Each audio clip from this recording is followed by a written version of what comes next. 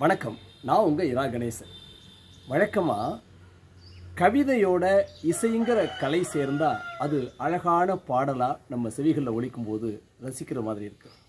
அந்த இசையோட இன்னொரு கலை நடனமும் சேர்ந்து ஒரு பெண் ஆடி பாடினாங்கன்னா அது இன்னமும் பார்க்குறதுக்கு கேட்குறதுக்கும் நம்ம மனசை ஈர்க்கிற மாதிரி இருக்குது.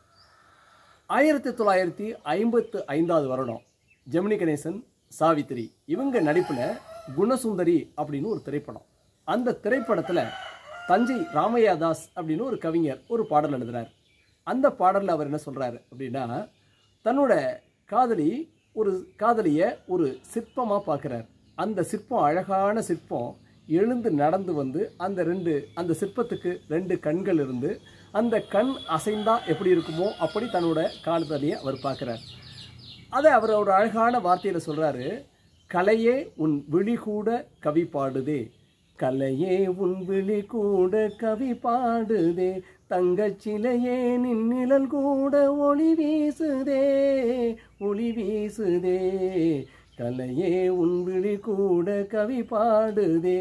இந்த பாடலை கண்டசாலாங்கிற இசையமைப்பாளர் இசையமைக்கிறாரு. ஏஎம் ராஜா பாடுறார். இந்த பாடலில் ரொம்ப ஒரு வித்தியாசமாக நம்ம ஆழமாக ரசிக்க வேண்டிய விஷயம் என்ன அப்படின்னா, ஒரு சூரியன், சந்திரன், நட்சத்திரன் இதெல்லாம் ஒளி வீசும்.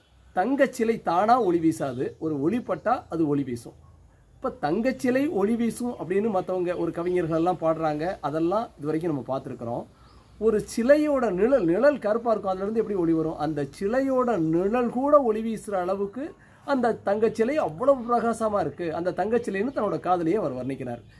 இதுவரைக்கும் எந்த கவிஞரும் சொல்லாத ஒரு வித்தியாசமான கற்பனை. இன்னொரு பாடலில் சந்திக்கிற வரைக்கும் விடைபெறுவது உங்கள் இரா கணேசன். நன்றி.